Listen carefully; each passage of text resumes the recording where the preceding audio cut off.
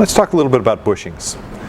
One of the things that happens as your Volvo ages is that the factory rubber bushings in the car, they get harder and they can crack and tear, and sometimes they will even shrink and leave play around the bushings where they're installed. This makes the car feel looser, makes it not respond as directly to your inputs as a car will when it's new and off the showroom floor and has that tight feeling. One of the things that you can do to try to restore that factory ride and feel to your car is you can replace the bushings in the car. You can use new rubber bushings to replace what's in the car to try and bring it back to exactly the showroom ride quality. That's one option. The best you're going to get out of that, best case scenario, is to bring the car back to what it was when it was new. There's also the option of going to a polyurethane bushing. Polyurethane bushings are generally regarded as a performance upgrade for these cars for a number of reasons. One is, as you can see, this bushing, a factory style bushing, is designed with air spaces in it on each side. This allows the suspension to flex back and forth, and that air pad gives it a little bit more movement than you would.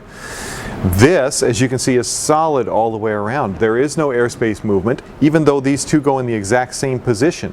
What that means is that that suspension is going to flex less. It doesn't have that air movement, combined with the fact that this is a firmer durometer and will have less flex in it. That combines to make significantly less suspension movement. There are pluses and minuses to that. Plus, yes, the suspension will now respond much more quickly to your inputs and do exactly what you're telling it to do, much better than it did before. Minus, this solid bushing with no air spaces in it and less flex will also transmit more harshness, more NVH, more noise from the roadway, comes through into the cockpit a little bit. How much it comes through really varies model to model. Some people love these, some people hate them. You go on forums, you'll see a lot of people who have a lot of opinions.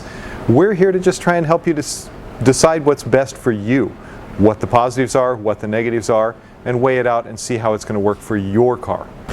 So whether you're looking for kits to put your car back to a more factory ride style, or you're looking for something that is more durable and more performance oriented, we carry kits for most Volvos from the late 50s through current.